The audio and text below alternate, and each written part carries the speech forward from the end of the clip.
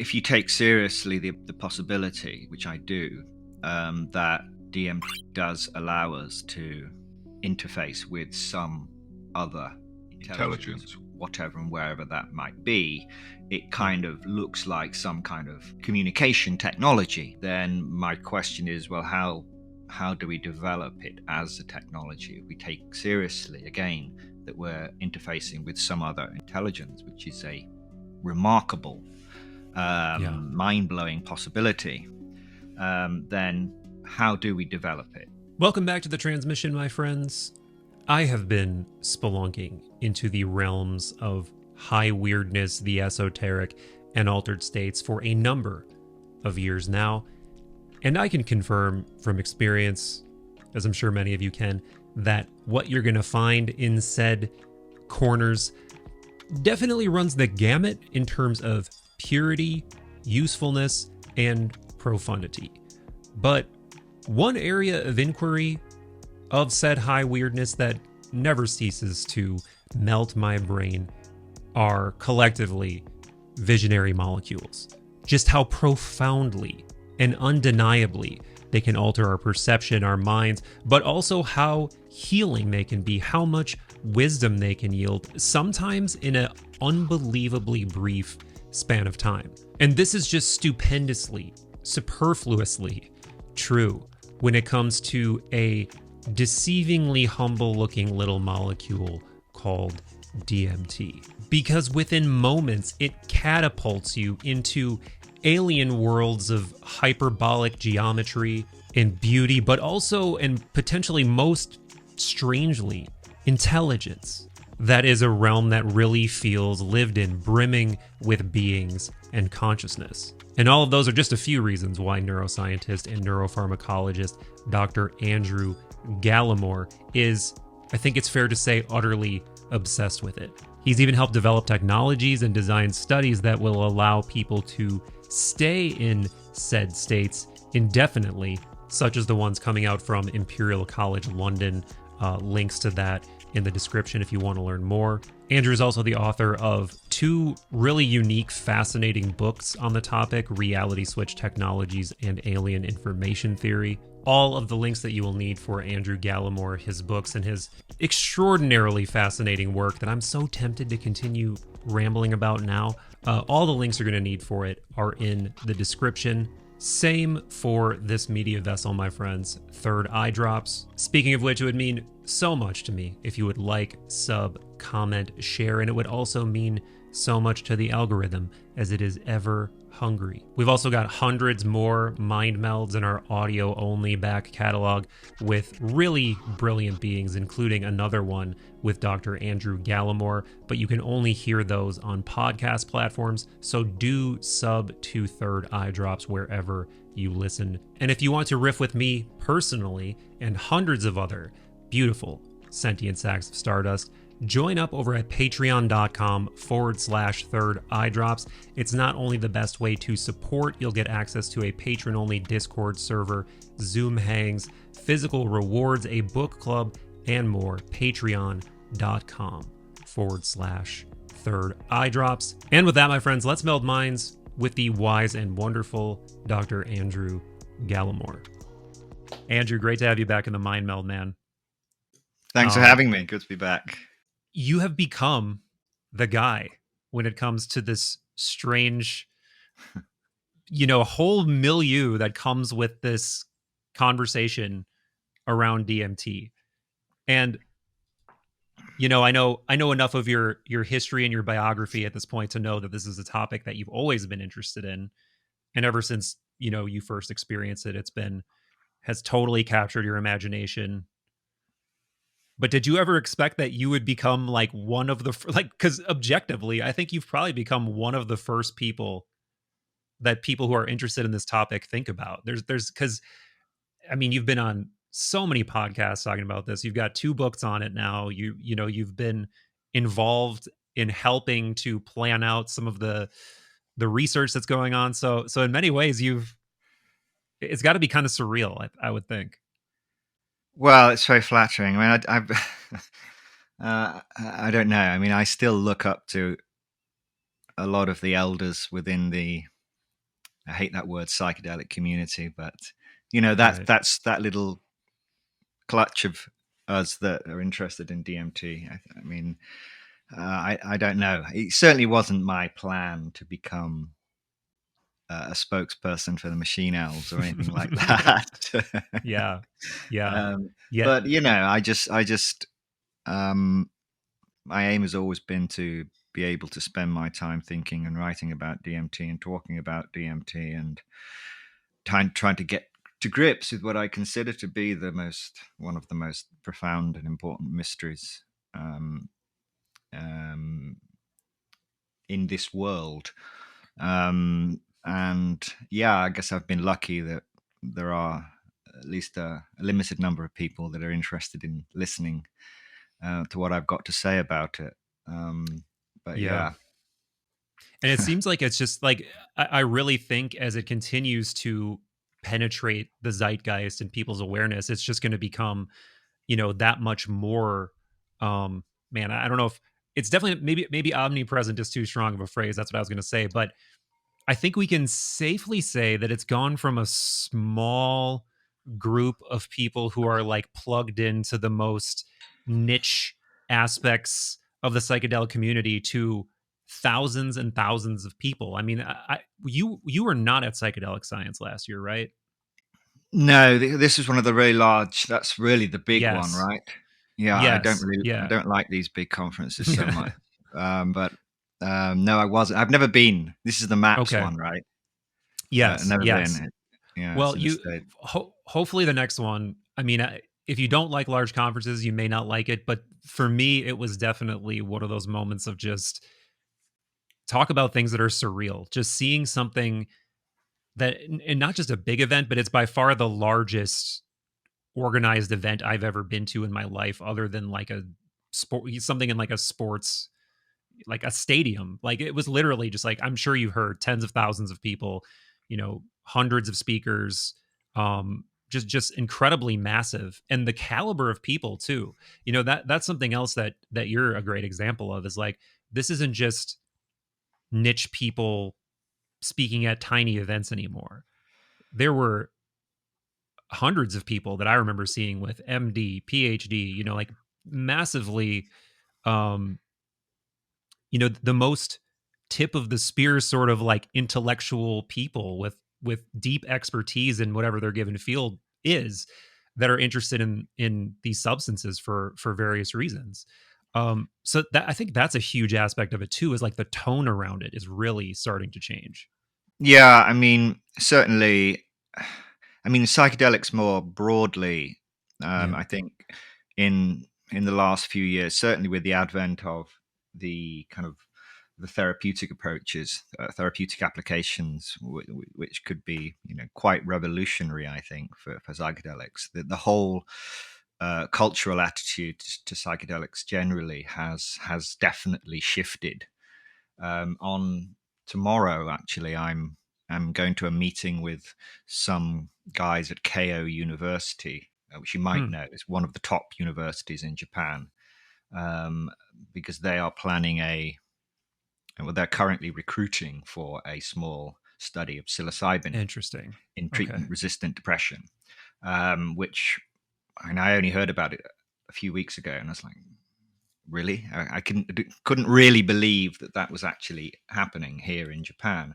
Um, so, um, so yeah, I think the therapeutic side, the fact that people realize now that these aren't just drugs for getting high, but are actually valuable, could be extremely valuable medicines, perhaps comparable. Maybe I'm being slightly overblown, but comparable to penicillin in the treatment of Yeah. bacterial infections. We could see psychedelics being the penicillin of psychiatry. I think it could Wow. be that important. Yeah, for But sure. but when it comes to DMT, that remains to some extent kind of a slightly more obscure compound, or was at least, right? I mean, if you go back prior to Rick Strassman's study in in the 90s, most people would never have heard of DMT unless you happen to be into Terence McKenna. Right. It really is an obscure molecule, or was an obscure molecule, a very rare psychedelic, and was since the beginning, since the 1950s when DMT was first discovered. It was always the slightly more exotic. It was that small clutch of more exotic psychedelics, and I think it remains that way. But now that's completely changed. I was at a party. My next door but one neighbour back in the UK, and a very old friends of the family.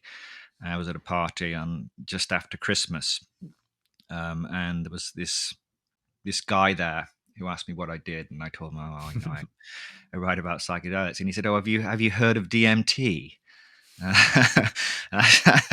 So I said, "Yeah, well, funnily enough, I have," and the conversation started there. So it does pop up. I was when I first arrived in Japan, or just maybe a year or so after I arrived in Japan, I was I was in the bowels of the university speaking to this young Japanese girl who was just some Japanese office worker.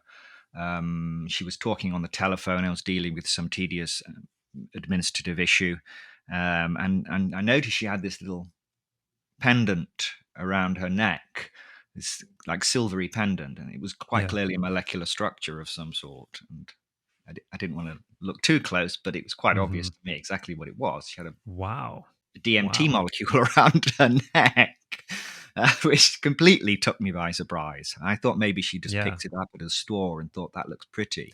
So I asked her. Well, I asked her. I said, "Do you know what that is?" She said, "Yeah, she's DMT." She knew what it was. She'd taken it. She was very interested in it. So it's kind of surprising where this molecule can kind of pop up.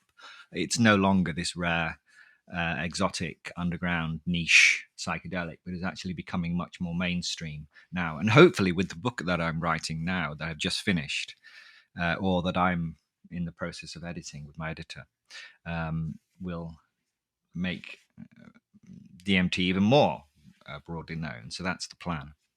I didn't even know you were finishing up a new book. So give me whatever information you can on this. I must know. So I've been writing it for the last 9 months. So it's being published by St. Martin's Press, which is an imprint of Macmillan.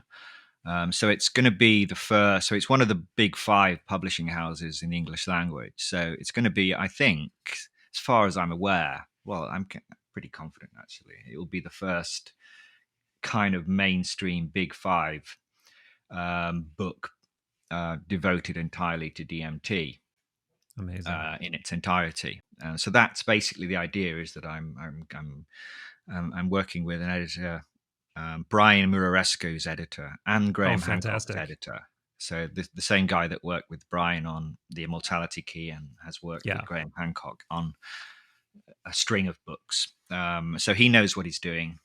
The idea being to really think about discuss the whole history of DMT, where it came from, and science's continued struggle to come to terms with, to try and make sense of this molecule and the experience, what it might mean, and where we take this into the future, with the implications for reality, really, and our place within it. Is the sort of things I want to tackle with the book. I can't say too much more, but yeah, that will be out in the new year. So sort of spring, summer next year. That's exciting, man. That's exciting. Yeah. Speaking of reality and our place in it, one of the things you often, when you talk about DMT, you refer to it as a technology, which I think is really cool. But at the same time, like when I think of a technology, I think of like a use case. And I can for sure see a particular use case, and I could absolutely riff on what I see these potential use cases being. But when you use the word technology, is there a particular use case that comes to mind with DMT? Like, Well, is it a technology for something, in your opinion? well, I mean, there's a couple of reasons that I refer to it as a technology. I mean, first of all, if you take seriously the possibility, which I do, that DMT does allow us to interface with some other intelligence, whatever and wherever that might be, it Yeah. kind of looks like some kind of communication technology. Um, so that's kind of the basic reason. But also, I think for me, it changes your mindset a little bit when you think of something as a technology. Technologies are not static. Technologies are always dynamic. They're always developing. A technology is never complete, so to speak. Right. And so once you start referring to DMT as a technology, it gets you away from plant medicines or spiritual devices or whatever, which I fully respect, by the way, of course. But when I think about DMT as a technology, then my question is, well, how do we develop it as a technology if we take seriously again that we're interfacing with some other intelligence, which is a remarkable, Yeah. mind-blowing possibility? Then how do we develop it as a technology? And that's why my work with Rick Strassman was to that end, which was to take this molecule. So, okay, how do we use it as a technology? Did we reach the optimal administration um, technique with glass pipes? Um, and I would disagree with that. I think that's certainly not the case, right? Right. Vaporization is an extremely effective means of administering DMT, um, but clearly there are better ways of doing it, and the whole Yes. DMTx, the old extended state DMT, was about seeing DMT as a technology and saying, okay, what's the best way for this to interface with the human body and the human brain so as to Yeah. maintain the state. And also going back, kind of thirdly, if you like, DMT has always been used as part of a technology, whether you consider the molecule itself to be a technology. Ayahuasca is a technology. Yeah. Some people are offended by that idea, but clearly, the water extraction of two entirely Hmm. disparate plants bringing together to elicit pharmacological synergy. This is a pharmacological technology. Yes, it was relatively, in some ways, primitive, but in other ways, extremely sophisticated and still very difficult to Yeah. explain how they achieved that. Um, and extracting DMT from root bark or whatever, this is also utilizing technology. So DMT and technology, they kind of go together. I don't think it's sacrilegious, or diminishes the molecule in any way at all. In fact, I see it as respecting the molecule, and respecting the space and respecting the possible intelligences extant within the space, by, I would say, not just bursting in and looking around wide-eyed for 5 minutes and then buggering off again, but to actually learn how to use the technology to spend time and to establish a relationship with the beings within the space. And we have the tools. We have modern Western tools, and we should bring our best tools to the table in that endeavor, I think.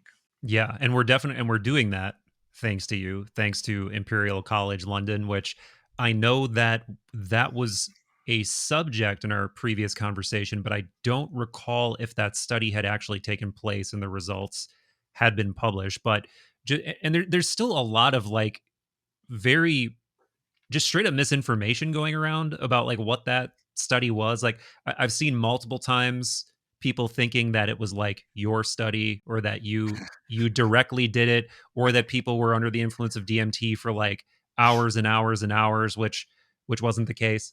But Yeah. be that as it may, you were involved in helping to conceptualize this technology, which essentially uses the same technology one would use to go under in surgery and have be administered whatever anesthesia to stay under indefinitely, in the right amounts and all of that stuff. So you Mm, helped design this study, and correct me if I'm wrong on this, using that same technology.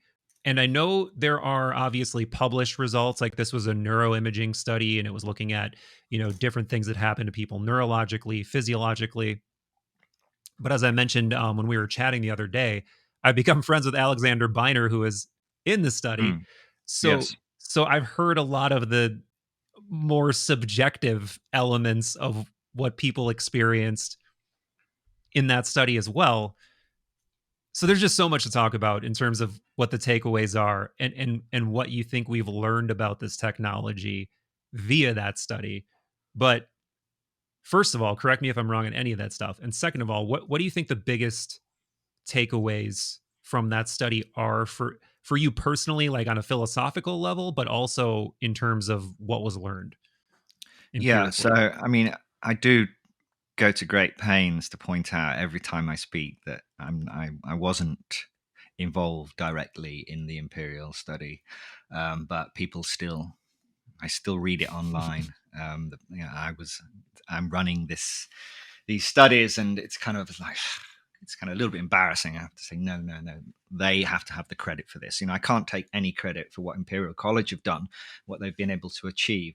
The only thing I can take a small amount of credit for, myself and Rick Strassman, is lighting that, is generating that spark, if you like, getting people interested in the possibility of this extended state technology, this DMTx. I can take credit for the Yeah. name as well. But and yeah, I mean, what me and myself and Rick Strassman did is we proposed this. It was an idea, this proof of principle, that this should work based upon our not back of the envelope calculations, but on our kind of very rough model that we developed, that this should work in humans, that we should be able to stabilize the brain DMT concentration over time, and that because of Rick Strassman's pioneering work showing a lack of subjective tolerance and all these other Hmm. pharmacological peculiarities of DMT, should have made it amenable to this target-controlled intravenous infusion technology, which, as you say, comes from anesthesiology. So that's what myself and Rick did. We did early on when Imperial were planning the study. Both myself and Rick were consulted, so we offered some advice. But they went away and they worked with a pharmacologist in Sweden, a specialist pharmacokineticist, who produced a much more uh, Mm. refined and sophisticated model, and they recruited, and for I think there was like 11 subjects in this first study, so it was a small study, but the whole purpose was not to. And people always complain as well, as saying, you've been talking about this for 6 years, and I thought you would have the maps of the DMT world by now and stuff. And I think people underestimate how long it takes for these kind of processes, these scientific processes, to kind of proceed. It takes a long time. But yeah, the aim of the study was not to prove the existence of the machine elves or to map the DMT space or anything like that. It was quite simply, to show that this DMTx technology, one, worked, and two, was safe and tolerable.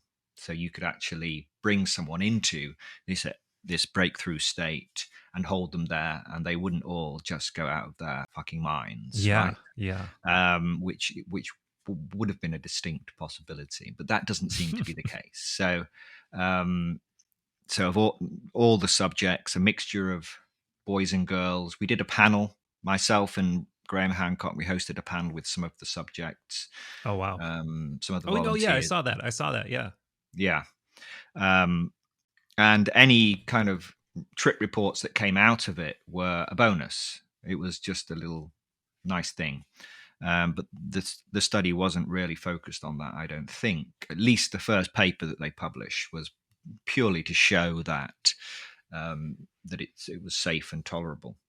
And the fact that it is that's the biggest takeaway from this, is that you can do this. You can bring someone into the state, you can hold them there at least for 30 minutes, but there's no indication that shouldn't be extendable to an hour and a half, 2 hours, 3 hours, for as long as anyone really can stand it, I guess. And it's like, I always liken it to the difference between scuba diving and deep sea diving.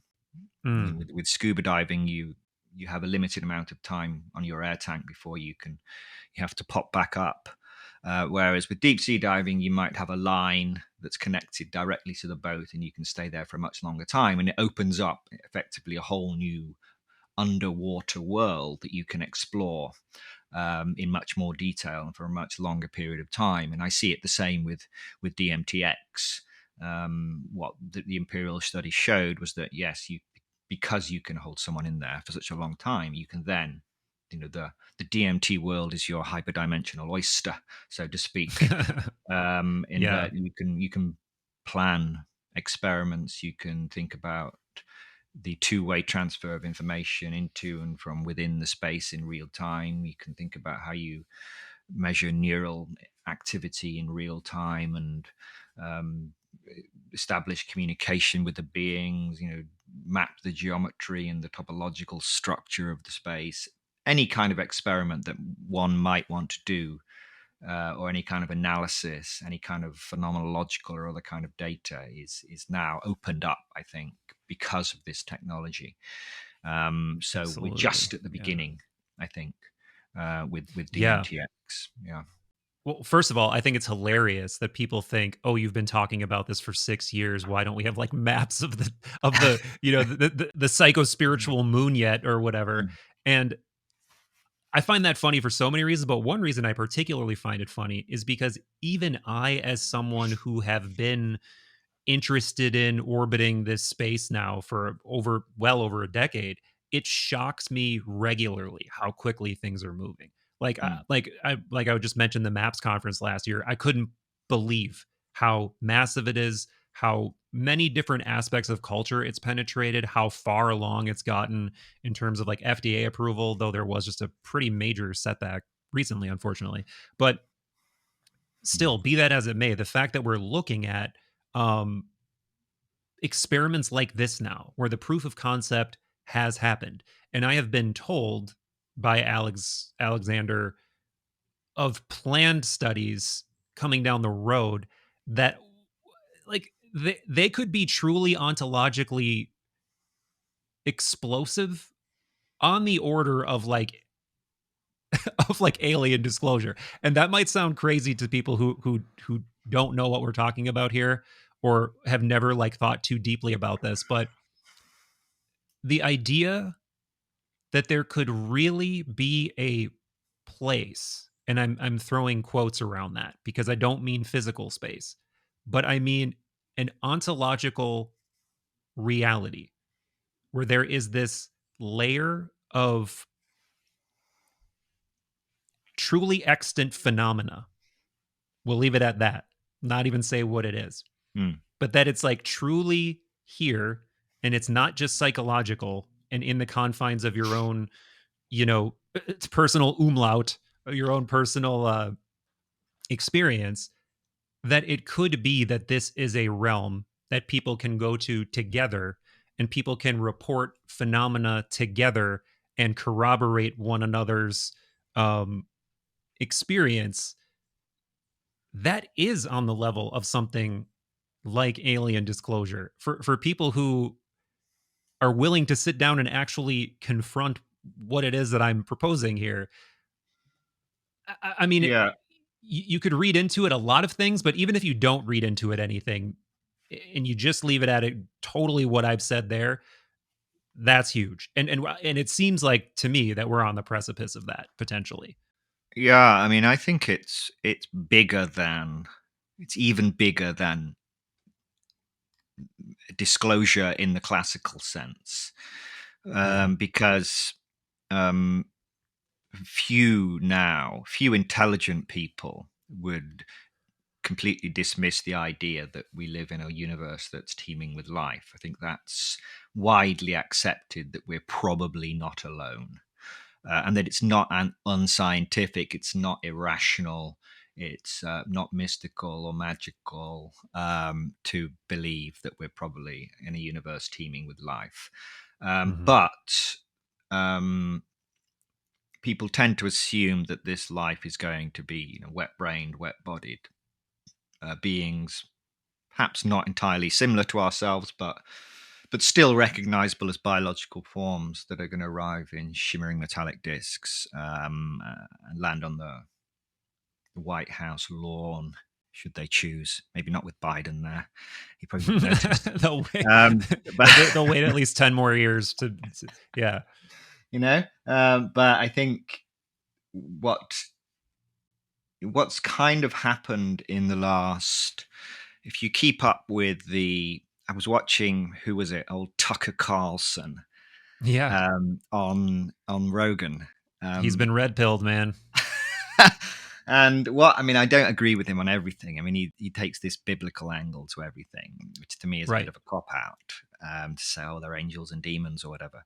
But he kind of, what he's saying, that a lot of the stuff I actually agree with him on, and what seems to be emerging much more now within the ufology, UAP, non-human intelligence kind of community, is Yeah. that the vast majority, probably, of intelligent life in the universe is not likely to be these wet-bodied, wet-brained Yeah.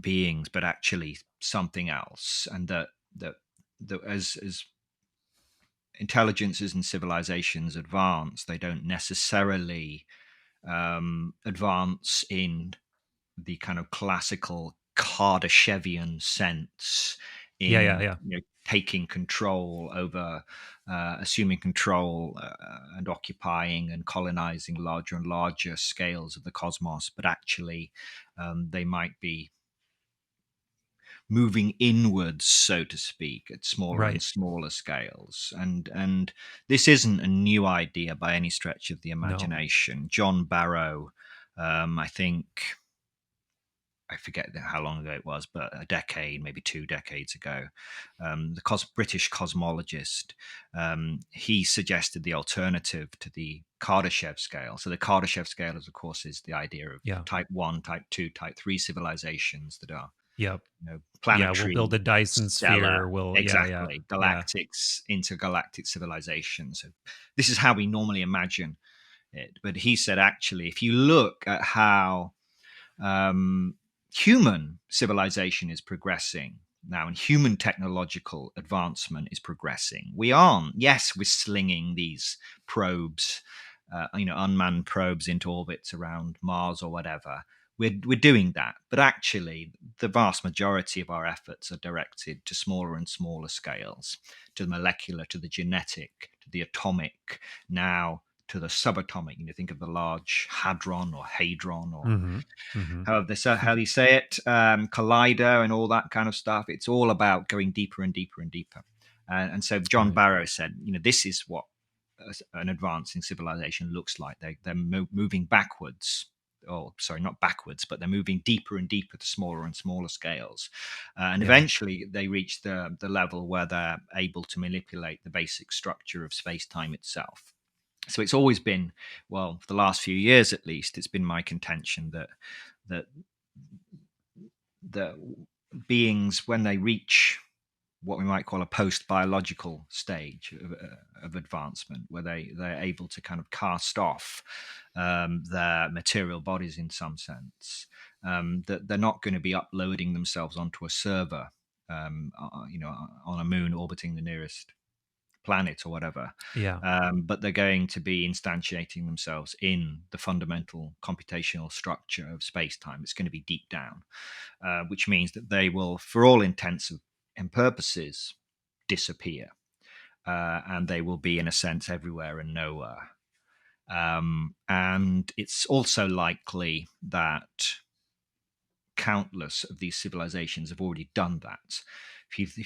Estimates for the age of intelligent civilization, the maximum possible age of intelligent civilizations in our universe, range from a couple of billion to 7 or 8, 10, 9, 10 billion years ago. In other words, long before we arrived on the scene, which means that vast numbers probably already achieved this.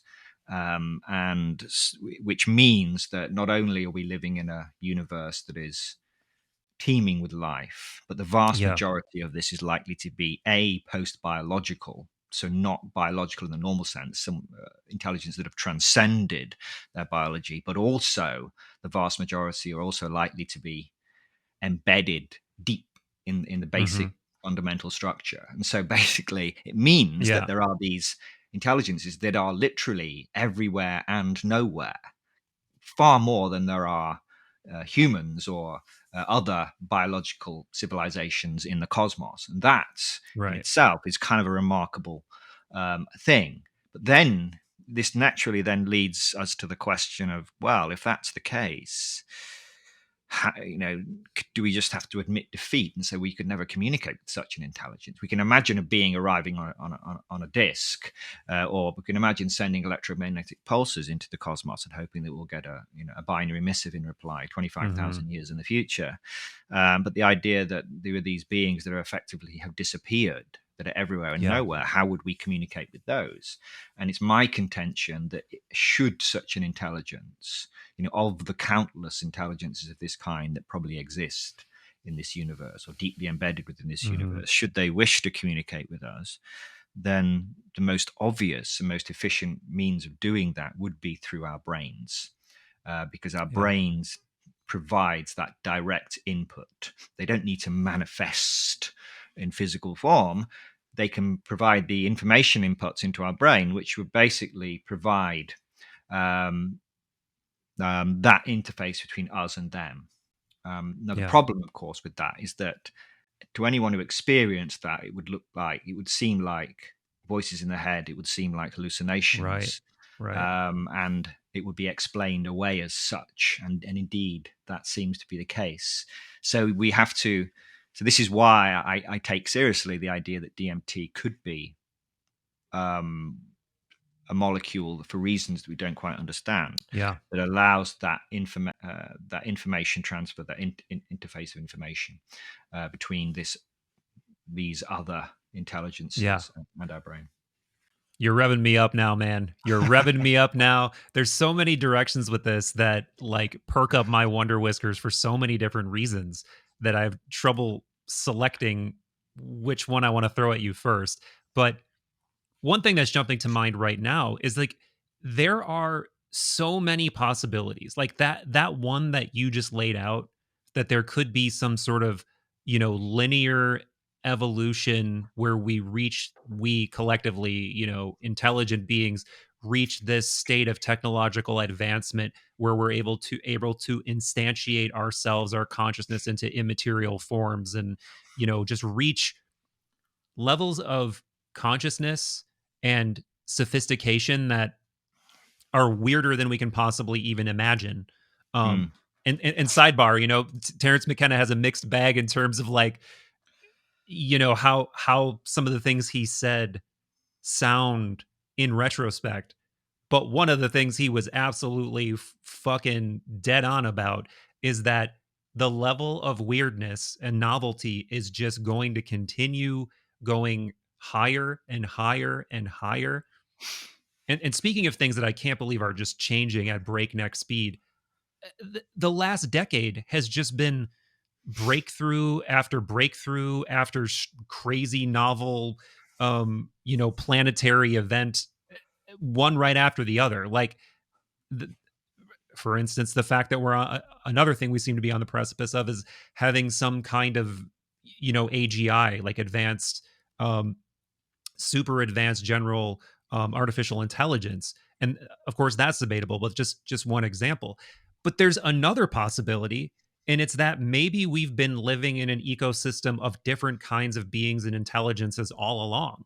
And I know that you're a scientist, so this is probably a touchier zone for you to go in. But because I'm not, I can speculate about it and say that every civilization that became spiritually advanced, let's say, is there one of them that didn't believe we lived in an ecosystem of beings? Like the Greeks certainly did, the Indians certainly did, the Chaldeans certainly did. Like it's the native culture certainly did. So it seems like there's just like this gigantic, impossible to swallow truth that is just so gargantuan that it looks like it's not even there or something. It looks like it's like, well, this can't be the case. It's too impossible. There's too many things that we can't explain. Yet it seems like, and maybe this is like the some kind of fallacy where that just the way that humans are tuned to think, where we get these biases, like we start drawing correlations and we think, well, it all must be because of this, you know. Um, but it seems like that's something that's been orbiting in the zeitgeist, in the cultural milieu forever, that we do live in this ecosystem of beings and they're not all physical. And you're going to have a hard time convincing me otherwise with any of the standard materialistic arguments, because and I'm not saying you, I'm saying anyone in general, because it is just too weird and there are But just too many possibilities and things that people have experienced over the ages. yeah, I think it's gargantuan for us in this little period of modern history. It would be a truly gargantuan thing for us for various reasons.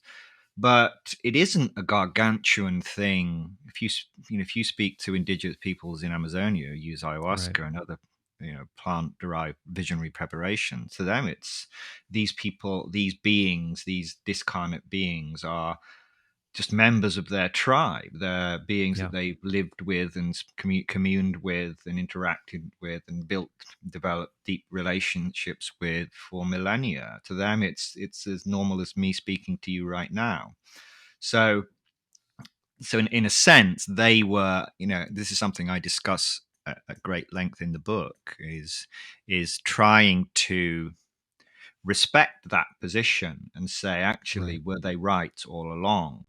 And we're kind of catching up or kind of reframing, trying to make sense in uh, uh, from our own perspective, in our own terms, what these peoples have known all along is that yes, I mean they wouldn't have said, oh, there's post biological intelligence is embedded in the deepest structure of space time, or used words like that.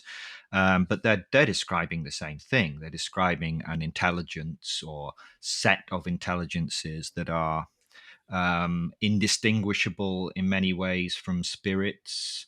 These are just other names. You could, what is a spirit? It's a discarnate Right. intelligence, discarnate being of some sort. The words can often trip us up. I don't think they're that important. And and and so we kind of we're very reluctant, I think, to accept that possibility. We've painted ourselves into this corner where we've put ourselves onto this pedestal. We have a lot of hubris, Oh and yeah. we think we've got it all worked out. And any threat to that well-established standard model of reality is going to face massive resistance.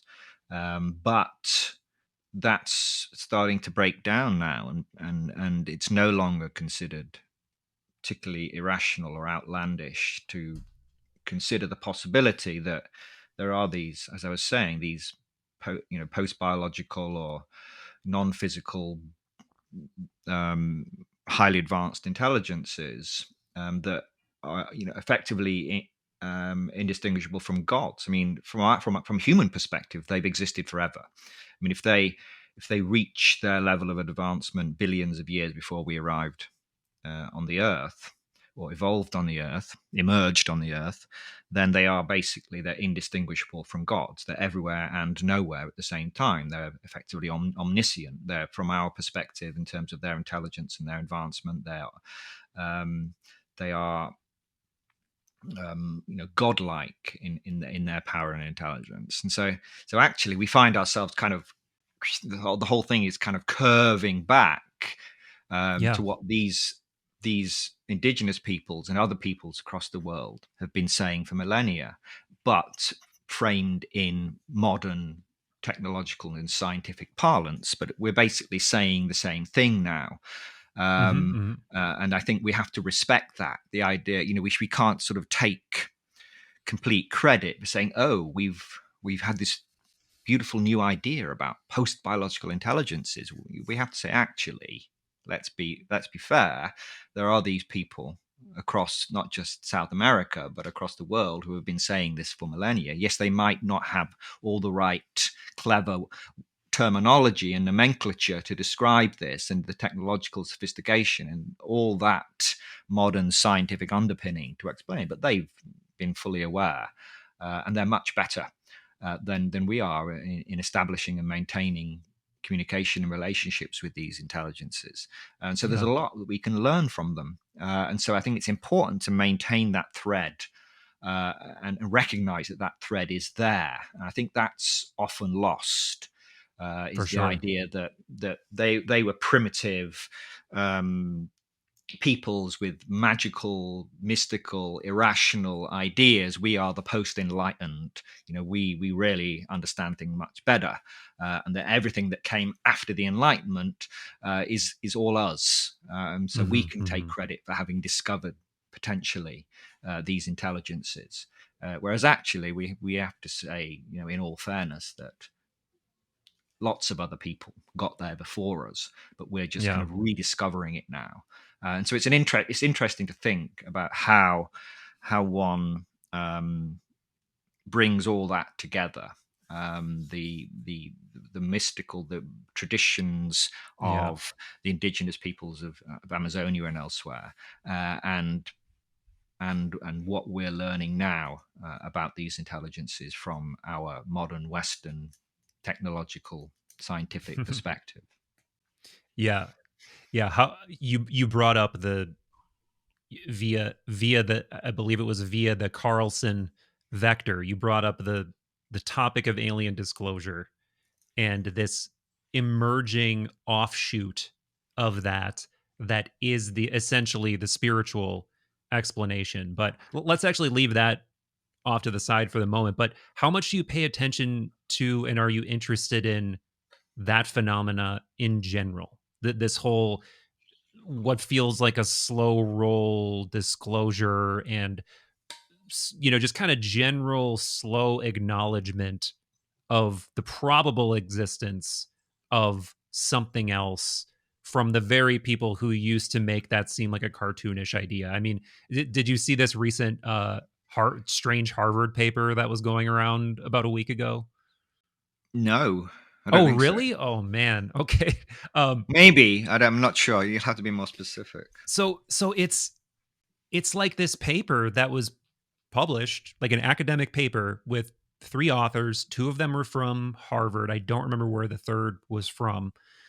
But essentially it was like a summary. I think I have it, some of the quotes, because I shared some of the quotes because it was just so mind-blowing that I'm just like, how is this real? But it was kind of summarizing the different possibilities of what we could be looking at here in terms of what is it that people have been witnessing, what are these phenomena, and they outline 4 possibilities. Okay. So I can read you some of these quotes. They're a little bit long, but the author, the scientist who wrote the paper, became increasingly aware of the depth of evidence and theory that also tentatively supports another ultra-terrestrial explanation, the quote-unquote cryptoterrestrial hypothesis, or CTH. Our focus here, which holds that UAP may reflect activities of NHIs, non-human intelligences, concealed here on Earth, e.g., underground, and its environs. So then they have these four possibilities of what they think these beings are, and spoiler alert, they missed your proposed possibility. They don't have. I guess they come close to it with one of them, but they definitely don't have super advanced beings that have instantiated themselves in like non-material forms exactly. But they have okay, the first are human cryptoterrestrials, a technologically advanced ancient human civilization that was largely destroyed long ago, e.g., by a flood, but continued to exist in a remnant form. The second one are hominid theropod cryptoterrestrials, a technologically advanced non-human civilization consisting of some terrestrial animal which evolved to live in stealth, e.g., underground. The paper suggests that these could be an ape-like hominid descendant or descendants of unknown, quote, unknown intelligent dinosaurs. The third cryptoterrestrials are former extraterrestrial or extratempestrial cryptoterrestrials. These would have arrived on Earth from elsewhere in the cosmos or from the human future, respectively, and concealed themselves in stealth in places such as the moon. Theory 4, and this is where it starts to get kind of close, and this is the Carlson choice. CT4H are the quote magical cryptoterrestrials, entities which are less like homegrown aliens and more like quote earthbound angels. The paper says that these relate to the world inhabited by humans in ways that are less technological and more magical, giving examples like fairies, elves, and nymphs. So I checked that this was real, and interestingly, the paper has been pulled down, but if you and I'll post the link in the episode description.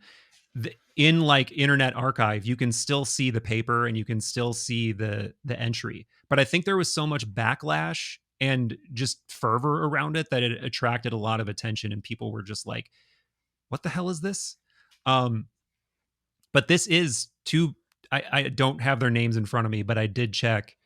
These are two guys from Harvard and a third guy from another university that I don't remember. So yeah, this is the kind of stuff that is just circulating. And it almost just feels like they're poking. Like, how will people react to this? That's kind of what it seems like to me. Yeah, I mean, it's nice that you have people. I mean, Harvard. I mean, well, it's not what it once was, I don't think. But aside from that issue, yeah, it's great that you have these prominent scientists who are willing to speculate and to consider alternative possibilities. But I still think there's a massive failure of imagination. I think people are that's still too wedded to the idea of beings that would be, at least in some sense, similar to ourselves as being biological beings. And I think it's just such a massive assumption, I think. And I think when you follow through as I did earlier, I think it's just so unlikely that this is why I focus on the inner space rather than outer space or underground. Because I think that's where the real meat is. Well, not literally not meat, but anti-meat, maybe digital meat, whatever. That's where the real intelligence is going to be, and that's it. And kind of surprisingly, it could also be the most accessible. We don't have to kind of scour underground caves or whatever, trying to hunt down these beings that have secreted themselves in the Earth's mantle or whatever. But these beings are accessible, right here, right now, to anyone. I mean, this is I think what's the most remarkable thing is that disclosure is not something that needs to, well, be disclosed, so to speak. Right. Yeah. I think we assume that it's going to be some government agency, the intelligence services of the United States government. That's what everyone assumes, and they would like to assume. They're the ones that are going to reveal the truth to us and say, actually, yes, there are beings from this star system that have been visiting us or whatever. But actually, I think it's also, quite beautiful, the idea that disclosure is something that anyone, literally anybody in the world can achieve. Right. If you can get hold of a few hundred grams of Mimosa hostilis root bark Right. and have a few hours to spare in your kitchen, Yeah, theoretically. then you, theoretically, of course, which you shouldn't do, but if you were to do that, then you have direct access to not just in other intelligences, not just non-human intelligences, but intelligences that are so strange, that are so far beyond our ability to conceptualize or imagine. I think that's the most startling and beautiful revelation, I think, that comes out of DMT, is that it's accessible to anybody. It's truly the most democratic. I think, really, of all the psychedelics. I mean, mushrooms maybe similarly democratic, but I think DMT, this ubiquitous plant molecule, this simple molecule that's everywhere you look, and just waiting for you to pluck it out of the natural world and to smoke it. I mean, wow! And there you are. You're communing with intelligences beyond your imagination for a few minutes, and anyone can do that. I think that's just a fantastic idea. It takes the power away from those that have elevated themselves above us and deign to believe they have control over the information. They have control over what we do or don't know about other intelligences elsewhere or right here, right now. Whereas actually the power lies entirely with you. You have the ability to access these intelligences anytime you like, to establish a relationship with them, to perform experiments. It's an incredible thing. Yeah, when you started saying that, I was practically hearing Terrence's voice being like, "Reveal the truth to yourself. Disclose. Have your own disclosure." Like that was a bit. So that was a true. gay Terrence McKenna. Well, I mean, he's right on the edge, but I don't know what it was. Well, it is. It's Slightly 2024. effeminate. You never know. Terrence McKenna. Yeah. Yeah, but I mean, all so true, and all so. It's one of those things where maybe not as much as you, but I have a lot of conversations like this. And even when I'm having the conversations, I have to stop and just revisit the fact that everything we're saying doesn't even begin to poke at the reality, like the phenomenology of what it's really like to go so deep into these spaces where it can either be the most chaotic, most almost just like you're just in a fractal washing machine of disorder and just nausea. I mean, that's what ayahuasca was like for me mostly. Or it can be a full-blown stable vision of things that you can't possibly put into language. Or I've had situations where it legitimately felt like I was almost like watching a multi-dimensional movie in my mind that felt almost more real than sitting here talking to you. It's like, or you can, you can access emotions, memories in non-linear ways that you experience as a feeling or as a color. It's just there's so many things that are possible in these spaces that we don't even have. We don't. Not only do we not have the language, we don't have the neurological grammar. We don't have any way to fully understand what's going on, and it really feels like what's starting to unfold now with things like the Imperial study might be the beginning of getting more fluent in whatever this all encompassing language is, or something. Now that we are past that point of having this pilot study, is there anything that you're waiting with bated breath to see if they do, or what happens, or what's your current just like peak curiosity with this as someone who's just been in it for so long? Well, I mean, I know that Imperial now. Well, I've heard on the grapevine that they are planning. I think they call it hyperscanning. I think they made that word Hmm. up because I've never heard it before, but it sounds cool. So what they do is they're taking two individuals at the same time and giving Yeah. them DMT at the same time, and then bringing them into the DMT state at the same time, and then looking for correlations. So they will, I presume, I don't know the exact details of the study. I only heard about it recently, but presumably they would have them isolated, so there won't be any communication with them. And then they might be looking for correlations in terms of their neural activity. Are they in some way interlocked? Or at least correlated in some way? Are they looking for commonalities in the features and the content and structure of the experience, that kind of thing? So I think that's something that a lot of people have said, and a lot of people write to me and said, "Hey, we thought of this. We put several people in at the same time and see if they go to the same place." I mean, that would be Right. a great A test, Yes. not necessarily definitive, but it would at least raise some serious questions if you could say that yes, when two people are brought into the DMT state at the same time, they have experiences that are correlated to the extent that they cannot be explained, that are statistically significant, right?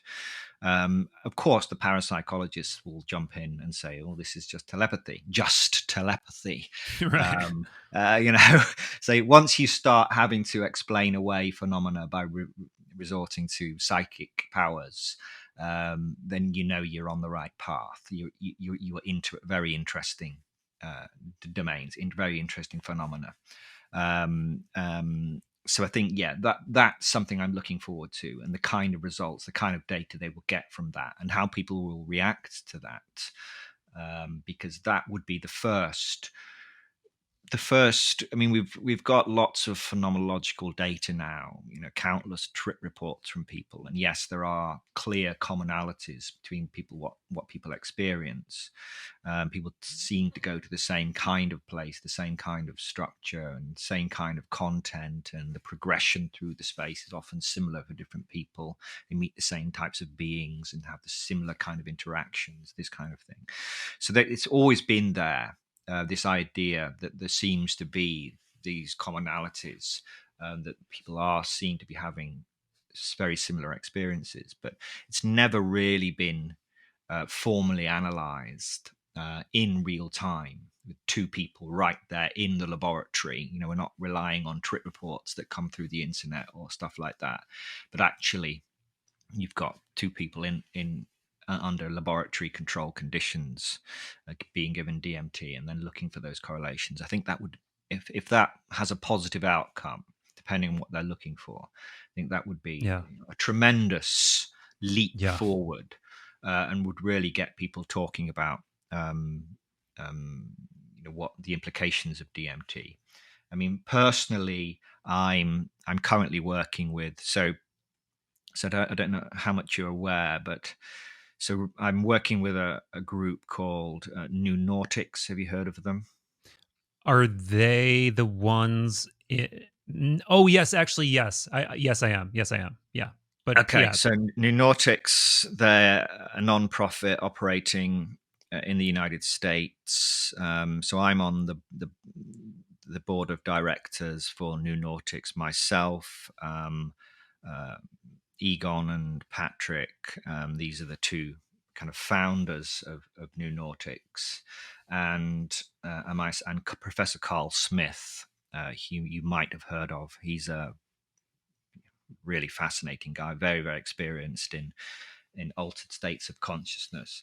Interesting. And we've basically, the long and short of it, is that a phrase? The long and short of it? I feel like it is. Yeah, I The think long so. and Yeah, short. yeah.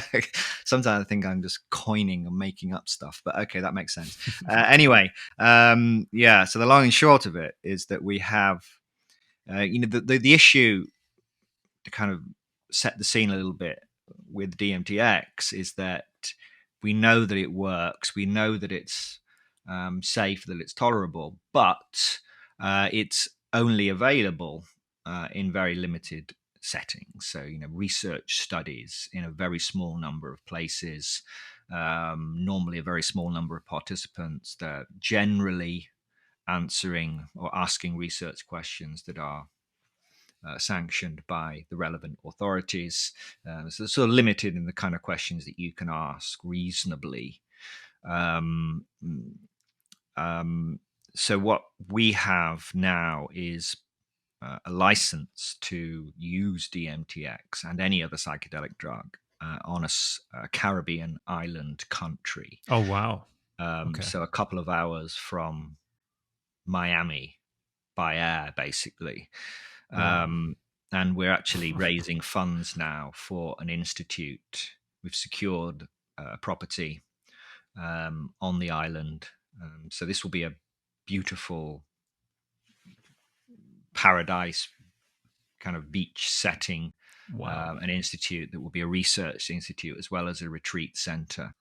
The aim being to both offer DMTx and potentially other psychedelics and other molecules to people who want to come to the island, as well as performing research as well. So there'll be laboratory, there'll be a modern research institute. So we're currently raising funds for that.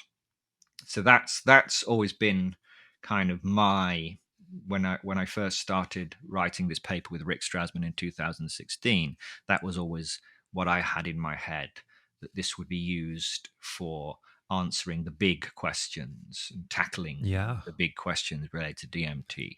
And I think it's much easier to do that if you are somewhat independent of the kind of the old traditional research institutions and universities. And so that's starting to happen now. We've got a lot of people very interested in helping to fund this. We have some big names on our advisory board. We've got Dennis McKenna and Graham Hancock and Jeremy Narby, I think, and maybe not Jeremy Narby yet. Bruce Parry, Bruce Parry? He's the only one I don't know so far. The people you mentioned. He did. I think I've talked to everybody you've mentioned so far. Bruce Parry is a great guy. He's got a great series on BBC called Tribe, where he would go into the rainforest and just kind of appear in this completely or barely contacted tribe and try to communicate. And they would come out with spears and stuff. It was kind of scary stuff. Wow. And he would spend time with them. So he's very, we're trying to involve both kind of modern Western scientists, as well as much as possible those either involved with indigenous populations, but also the indigenous peoples themselves. So we're trying to, as I was talking about before, maintain that thread and show the respect to those that have been using these molecules for much longer than we have. So hopefully in the next few months, year, this institute will be up and running, and we'll be able to fly people soon over there, and you'll be able to anyone really will be able to experience DMTx in an astral vacation. Exactly, yeah. So you can imagine flying out there for a week, undergoing various sessions of different lengths, building yourself up, integrating. So the idea is to have the full context, the full set and setting. So not just, you're not just going to arrive and be in like a hospital room and so lie down and hold tight, but actually the whole process of preparation, the set and the setting during the experience, the integration afterwards. So the whole package, really, something that it simply can't be offered at a standard research institution. At a university, it's much more difficult. There's time constraints. Yeah. There's funding constraints. You need, So being able yeah. to offer that, I think, is going to be a great thing. And you can't do it, for the public in the United States or really anywhere. You can't offer this. So I think it's going to be a huge thing. That's incredibly exciting, man. That Mm. I didn't know that was in the works. I had just heard of maybe through, I'm trying to remember if it was Michael Garfield I heard of Noonautics through. I don't know, but I know I've heard of them. I know I've seen clips here and there of the founders talking, but I had no idea that the timeline was that soon for this. And that study that you mentioned, that Imperial is talking about doing next, that's what I was talking about before with, um, seemingly people being on the precipice of going into this space. And I mean, I should say it's not a foregone conclusion of what they will find, but there are so many anecdotal stories that are very believable for a number of reasons that I won't get into right now, but at least to me, that seem to already have, if not proven, make it very likely to me that there is some sort of shared space being entered when people are doing these things at the same time. I mean, this is something that there's stories about going back with various psychedelic substances a very long way.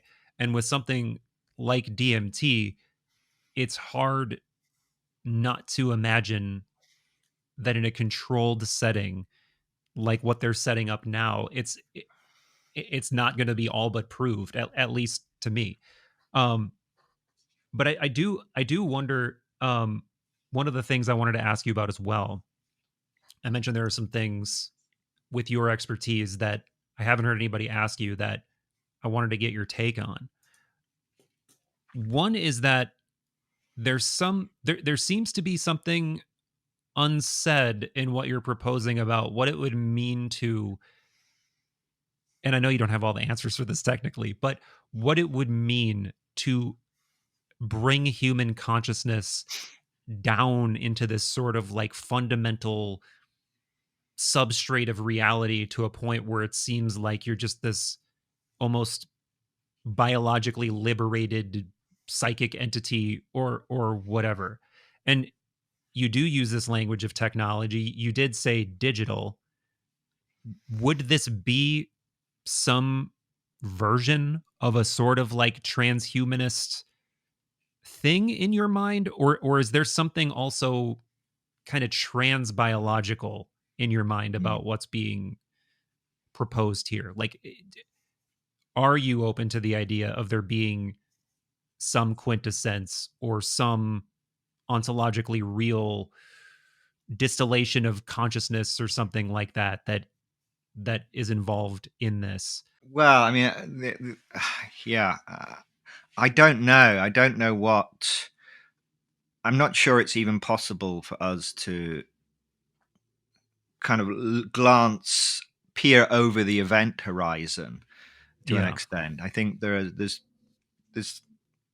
enough people making assumptions or speculations about what it's going to look like.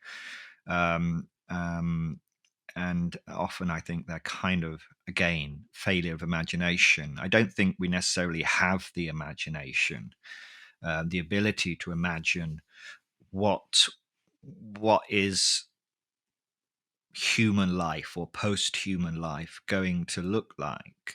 I mean, people are already speculating. I mean, I'm already kind of bored to an extent. I can't necessarily verbalize why I'm bored, but but I'm already bored by AI as it is now, and I don't know Hmm. what that means. I'm certainly bored by ChatGPT, and I'm bored by these large. I think I'm going to get in trouble maybe. Well, I don't care. Perfect. But well, maybe not so much. But That means we're hitting interesting territory. well, I always get people. I don't know. I've seen a lot of people kind of jerking each other off about ChatGPT and these large language models, and this is, you get people like Peter Schiff's son. When you get people like that, right? To me, when you have these, and again, I'm being slightly rude, but I refer to them as like West Coast tech dweebs, right? Yeah. When it's these kind of people who are apparently going to lead us into this post-human future, I'm very, very suspicious that that's actually the case. I just don't see it, and so I think, I just, how can I put this diplomatically as possible? But I see people on less now, actually, interestingly, but over the last few months, you see people gushing, that, oh my God, I had this conversation with Claude 3.0 and it was a spiritual experience. I'm still shaking, and it's, fuck off. I mean, you can imagine these people have never been to the kind of places that we've been to. I mean, if you really want to be shaking, my friend, then I can show you some places that will really make you fucking shake to your very bones. So the idea, I think, that something that can produce reasonable videos, or that can spit out bad prose that sounds deep and meanforming, that actually that really represents us on the cusp of ASI. Forget AGI, man. We're into artificial superintelligence now, and this is going to be okay. We're to jump off to this the edge, and it's going to be this incredible. I just think, slow down a little bit. I'm not saying we're not close. I mean, these things can be much closer than we imagine. Maybe our post-human, post-biological future is 2.5 years away. We don't know, but I think I don't know. I think assuming that it's going to come from these models being churned out by OpenAI or whatever, I think that's a massive assumption. I'm not an expert on AI, and so people are going to say, "Well, you don't understand it," and fine, I don't. I'm just going off the way I feel and the way that my kind of instincts about these kind of things, and I just don't see that. I think it's going to be far stranger than that. I think this transcension, or whatever it looks like, the merging with, if that's the way that it works, whether we merge with, in my first book, Alien Information Theory, I go through this whole idea as a bit of fun speculation, really speculative metaphysics. But I certainly don't believe that it's going to look like that. I don't know what it's going to look like. I will hold my hands up quite happily and say I haven't got a clue what happens after we establish definitively, which I think might well come relatively soon, that there are these intelligences that exist, and it might come from them. Maybe they are going to. That we can't assume that we're the ones who are going to be driving this, so that we're the ones that's going to come up with all the ideas, or that Sam Altman or whatever is going to be driving that, or Spencer Schiff. Well, one of the things that's scary about that proposition is that, imagine if it's like a Sorcerer's Apprentice type situation where you do have some sort of unwitting tech bro with their hand on the button of just something that they don't understand, and then it's turned loose and it's like, whoops, that's kind of a scary idea. But what I was alluding to before in terms of your expertise. Yeah, sorry, I completely lost you. No, that's all right. That's all right. I was kind of foreplaying into this anyway, and this kind of brought us closer in a strange way, which is, I remember you saying in another podcast that a lot of the research you did, graduate research you did, was simulating brains, right? Like simulating neurological states. And this is interesting to me because obviously this is now rubbing up against the limit potentially of what we can and can't do by simulating brains or simulating consciousness, because there's this not prevailing idea, but there's this popular idea, obviously, like people are obsessed with this, the simulation theory hypothesis as proposed by Bostrom, for instance, which I play with it all the time in my thumbnails, and I use this language. But I think as he lays it out, there are massive problems and massive assumptions. And one of those massive assumptions is that if we just keep doing exactly what we're doing now, there's going to be some point where that simulated consciousness becomes for real conscious. And then once that happens, now simulation theory makes sense. And to me, for so many reasons, I'm not convinced that that's ever going to happen. But given that that's something that you actually have studied, that you've actually spent time doing, I wanted to just get your take on that. And because I don't think Bostrom is a neuroscientist or is like particularly an expert in even what he's prognosticating about there. I could be wrong about that, but I don't think he is. Yeah, I think Bostrom's paper, what was it called? Are we living in a computer simulation or something like that? I mean, it was extremely influential and extremely important, but he did make a number of assumptions there that, what he called substrate independence. So the idea that consciousness can be instantiated in any substrate. And he goes off the premise that our future selves or future humans would be running ancestor simulations, so simulations of their past. So the whole simulation thing, I've always avoided using the term simulation because, well, I know what a simulation is. I mean, as you said, I spent the last few years running simulations, not of whole brains, but of very small parts of the brain. And a simulation is, well, there's always two components to a simulation. There's the simulation and there's the simulated. So in the work that I was doing, the simulated was very small parts of the brain. In fact, very small parts of individual brain cells, right? Very, very tiny.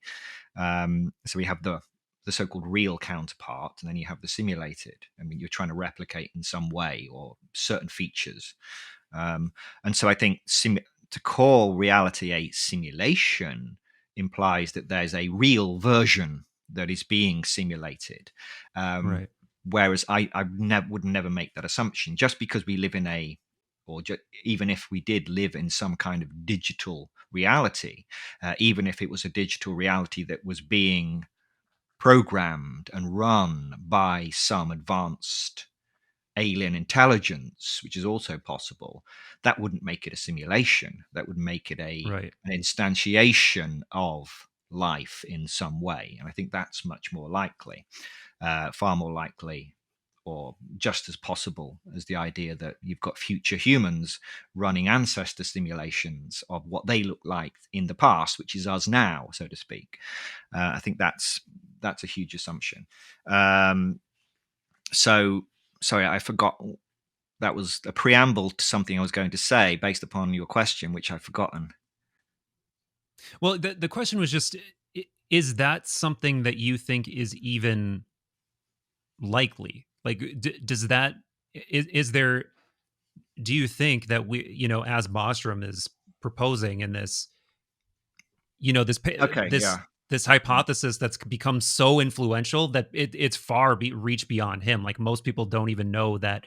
I mean, of course, he's not the first to propose that we live in some kind of simulation. That goes back to like, I mean, Maya, right? I mean, it goes back to like in Indian Plato cave and stuff like this. Yeah. Right. Oh yeah, yeah. And by the way, that's the video I've been working my ass off for the last month is Plato's cave and the sort of more esoteric dimensions of what he's trying to communicate there, because total sidebar, but that's usually presented as this like epistemological thought experiment. But a lot of the later Platonists really took it as a serious statement about ontology, about we live in the cave in an ontological sense, and there is a higher reality in a non-metaphorical sense. that you can gain access to. So there might actually be some overlap with the conversation we're having in that. But before we even go there, yeah, this idea of simulation hypothesis and yeah, we're just going to eventually figure out how to simulate consciousness, and consciousness won't know that it's simulated. It will just think it's conscious. Does that seem remotely plausible to you? I don't discount the idea. I think there's always the question, the perennial problem formulated as the problem of other minds. You know, how do we know? How would we possibly know that another being was conscious? We can never know. That's an absolutely fundamental, untraversable gulf. I can never know that you're conscious. You can never know that I'm conscious. Right? This old problem. But I think there are kind of a number of, from kind of reading the literature over the last couple of years, there are some that believe that, particularly with going back to AI, that eventually, yes, it would become, from AI, uh, a super intelligence would emerge, which would be conscious, and that might then usurp and replace humanity. So that you have this, what's become almost a transhuman, not even a transhumanist, really, an obliteration of humanity, and the full replacement by this super intelligence, which I can't get my head around why anyone would be excited about obliterating what we have. I mean, I'm in many ways um, kind of an old romantic. I do think there is something Yeah. special about humanity and about what we have, and I think the idea that we should just accelerate, because I think for many there's the assumption that at some point the merge will happen, right? Yeah. Once we've created this artificial superintelligence, we're going to merge with it in some way, and maybe that's going to be possible. I don't know, but I think consciousness is the only undeniable fact. I mean, this is Cartesian. This goes back hundreds of years. That basic fundamental, the only thing you can't deny is your own consciousness, and everything that happens through our consciousness. Everything in your entire life, no matter how scientifically grounded it might be, it's always proceeds through consciousness. And so I think the idea that you would create this separate consciousness and then somehow our consciousness would merge with that, I'm not sure how that connection happens or why anyone would assume that that would be possible. But I do think that what's more likely is that it will happen in some way through consciousness. That Yeah. it would be it's a subjective thing that's happening to us, rather than something that's emerging on a computer, if that makes sense, or emerging elsewhere on some computational substrate, and then we make the merge. I think it's more likely, to me, based upon what we experience with DMT, is that it's something we directly access and move into, rather than something that Yeah. Yeah. is built separately using, Chat GPT 9.40 or whatever. Yeah. Yeah. But actually, it's something it's directly apprehended and directly approached and transcended. Yes. But they can't envisage that kind of idea, because they want something they can run on their huge NVIDIA graphics cards or whatever the fuck it is. Right. Right. Right. You know what I mean? Um, Yeah. Of course. and Yeah. so to them, that what I'm suggesting implies the same kind of technology, or an extension or a development of the same kind of technologies, again, that have been used for thousands of years by indigenous peoples, where it's a direct experience Yeah. of the transcendental other, of that intelligence beyond that we're interfacing with, and that's how it's going to proceed, not through, as I said, computational models that are being built and emerging elsewhere, and that we somehow have to find out how do we bridge those. I don't necessarily think that's the way it's going to happen, but that's the only thing they can envisage, because otherwise, if I say the actual way to achieve transcension or whatever, or our transhuman future, is by taking psychedelic drug technologies and directly transcending that, them, they can't handle that, because that's way beyond their capabilities of imagining such a thing. So that's why, I guess, going back to why I'm so hesitant to kind of get excited about Sam Altman's next podcast, whatever, is because the whole thing just seems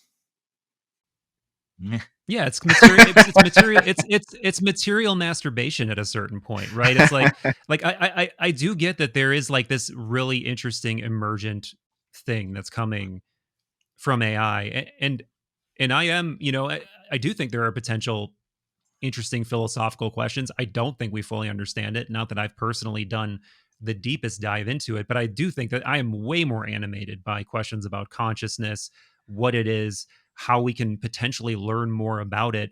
And for sure, there is a fundamental mystery bound up. I mean, man, how is DMT not infinitely more interesting than AI when you consider the fact that it is orders of magnitude more simple, like molecularly, and literally just by introducing some of it in, like perturbing your own, umlaut, your own subjective reality with it, you can, like you're pointing to, you can shift into this other state of being yeah. that is very much seems like it's, I've heard you use the word freestanding, and I totally agree with that. Do you know the word nous, the Greek word nous?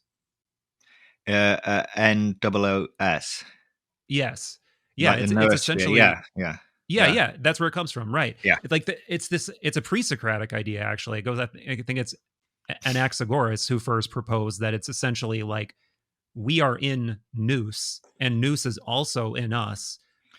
But then you get to Plato, and he's really the one that starts to like balloon out this idea that there's like a co-participation in it, but we don't own it. It's like we have a share of it participating through us, but the intellect with a capital I is not ours. And that's something I'm not sure if I've heard you quite comment on before. So that's interesting to me. Yeah, well, what's this saying, that the eye with which I see God is the same eye with which God sees me? Yeah, right.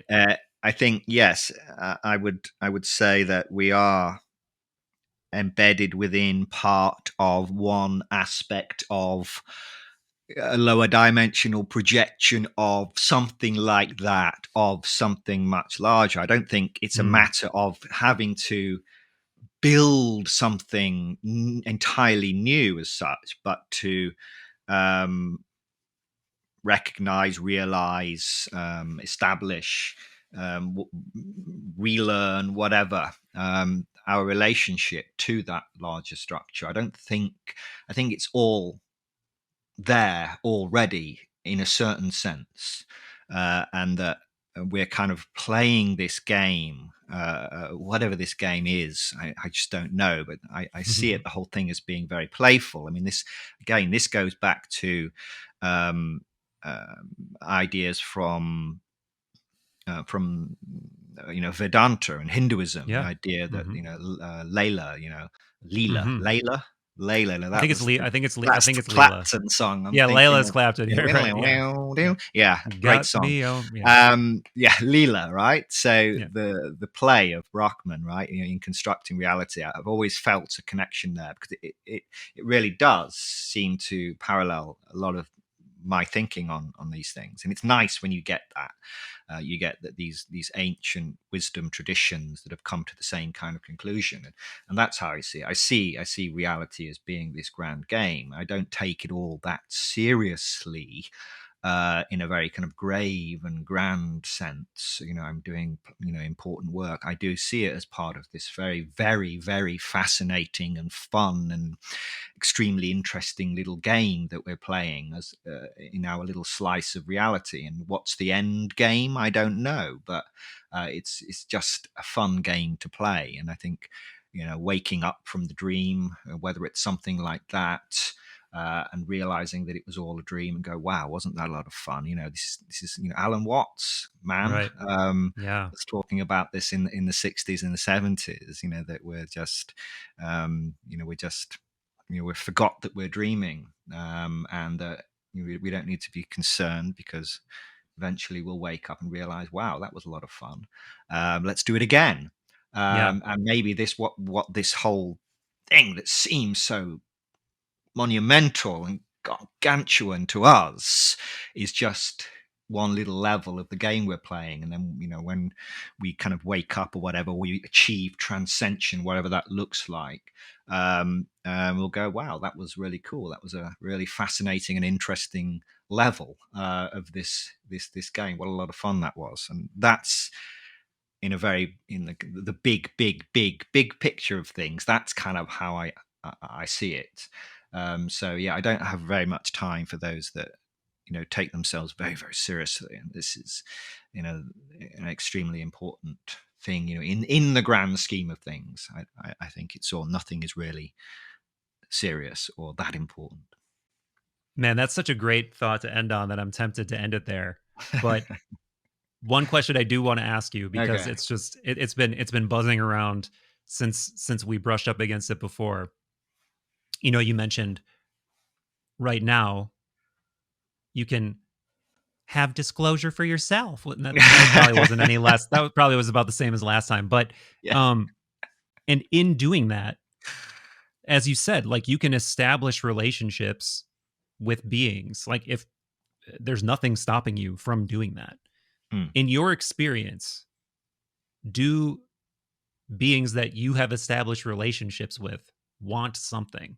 Or are they just kind of interested in you in the same way you might be interested in, like, a wild animal that you stumble across in the forest or something? Well, it's interesting. I think one of the things that came out of the unexpected things that came out of the Imperial study is, when I was doing this panel with Graham Hancock, and we were kind of trying to tease out their stories, and not just there either, but very often there is this sense that they're not just interested, but that they really do care. Hmm. That they are, yes, there are often objectionable beings who enjoy scaring you or mocking you. Yes. That's very common as well. But again, often that comes out of perhaps knocking us down a peg or two. I think sometimes we need that, that hubris knocked out of us, actually, to be shown, hey, you're not the smartest people in the room here. Thank you very much.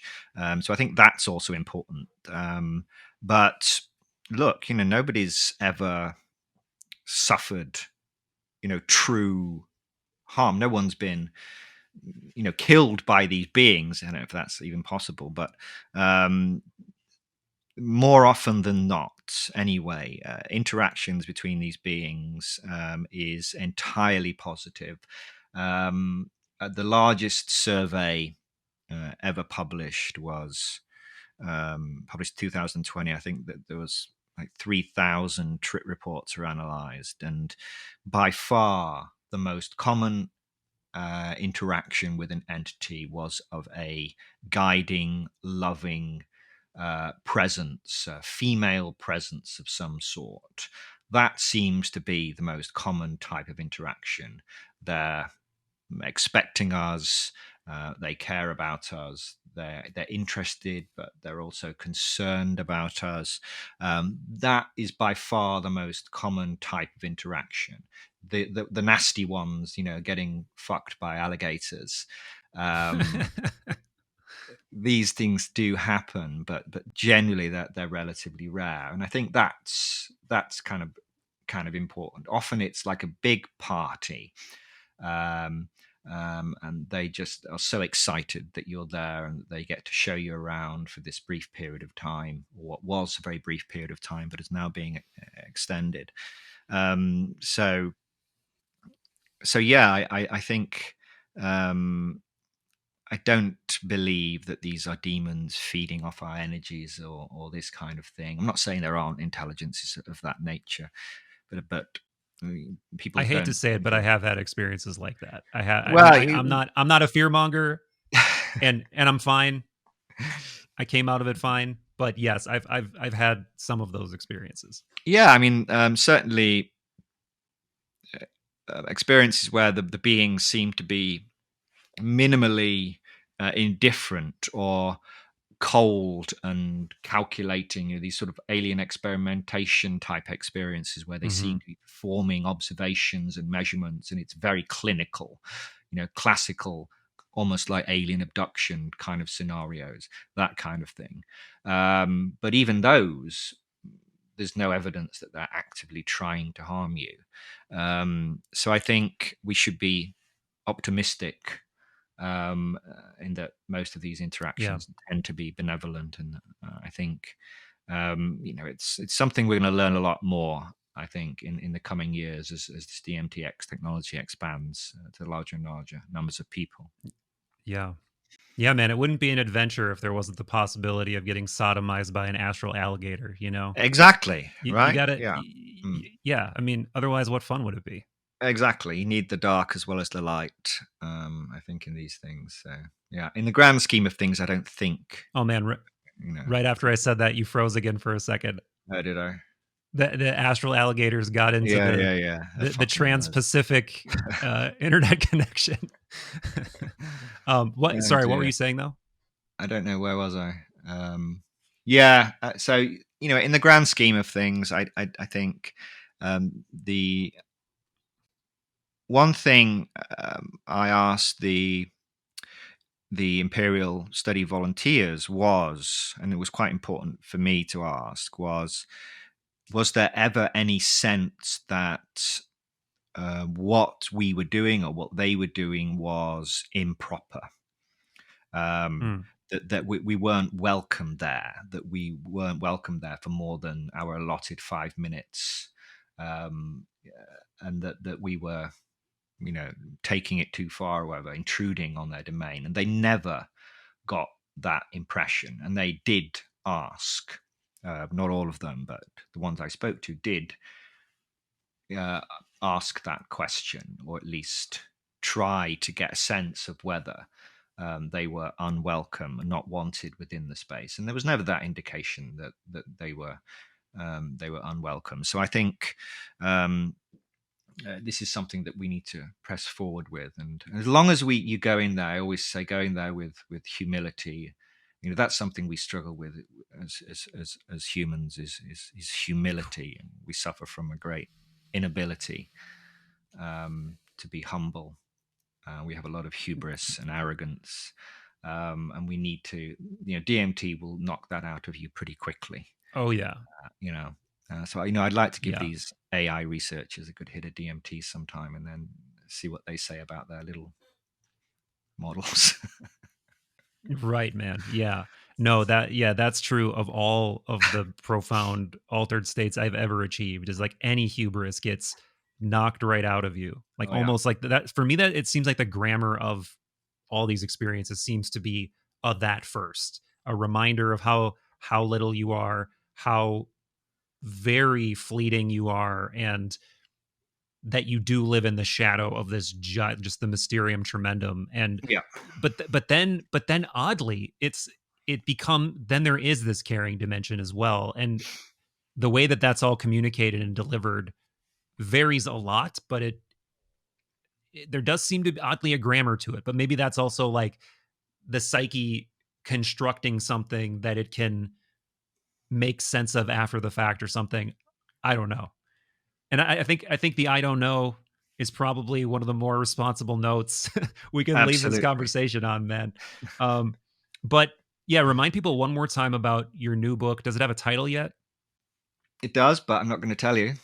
Can't say that yet. Okay, gotcha. It has Well, a tentative title, so I don't want to give people the title and then it turns out that the publisher says no, he wants something else. But yeah, we have a title and a subtitle, which I think people are going to like. They're going to recognize anyway. It'll make sense to people who are in the know, very much so. I'll give you that much. I feel like it'll dawn on me at some point later. Well, but let's if you're up for it, let's riff again when it comes out. Yeah, so that's going to be, as I said, I'm still, my editor's he was in New York, but he's moved to Alabama now. So we're kind of having occasional conversations over the airwaves to kind of nail the final version of the book. So there's still a bit of time. It will be, as I said, spring or even early summer next year before it's out. But yeah, it'll be hardback, and then there'll be an audio book as well. Everyone wants an audio book these days. This one will have an audio book, I think. Are you gonna read it or let someone else? That would be. Oh, I will read it. Yeah. I mean, if they let me, I'm sure they will. I mean, normally it's better for the author to read it. I think I totally agree. Yeah. Okay. Oh yeah, you want to hear the person who actually wrote it reading the words, of course. So yeah, I should be reading it. But of course, in the meantime, people want to warm themselves up. Then alien information theory and reality switch technologies, all of which you can find information about on my website, buildingalienworlds.com, which also has links to many of my interviews, including my last ones with you, I think, and my writings and my Twitter, of course, Alien Insect, which is my main social media. That crazy old place, Twitter or X, sorry. Yeah, this is kind of the Wild West, but I kind of enjoy it. So that's where you'll find me hanging out sometimes and posting. Yeah. Wonderful. Thanks for doing it, brother. I had a lot of fun. You're welcome. See you again.